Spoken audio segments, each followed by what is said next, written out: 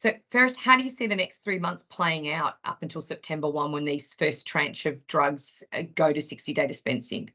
Yeah, so we've already had the announcement by the government that there'll be 3 tranches of 100 drugs, and we know that there's 10 or 12 weeks to go to the 1st of September.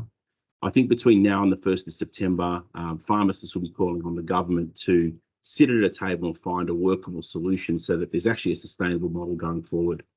As we get closer to that 1st of September date, more pharmacists are going to feel fear, and they're going to get angry, and they're going to start, expressing that anger in a more public way. So, members of Parliament, in particular the Labor Party, and people in government are going to expect pharmacists to be more active as they get closer and closer to the edge of the cliff on the 1st of September. So there'll be, lots of lobbying and lots of discussions and lots of encouragement to try and find a sustainable way forward. But I think, ultimately, if we get to 1 September and this thing actually starts to happen, and it starts to impact pharmacists' livelihoods and potentially whether they have an ability to pay their mortgage for the pharmacy or their repayments for the loans on pharmacies, I think you're going to see a lot of emotion, a lot of anger, and people's careers and businesses that they've built over decades are really being undermined by the government's action now.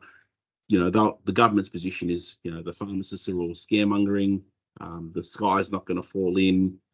But, respectfully to the government, it's not their loan repayments that they've got to make. It's the pharmacists who know what their financial position is.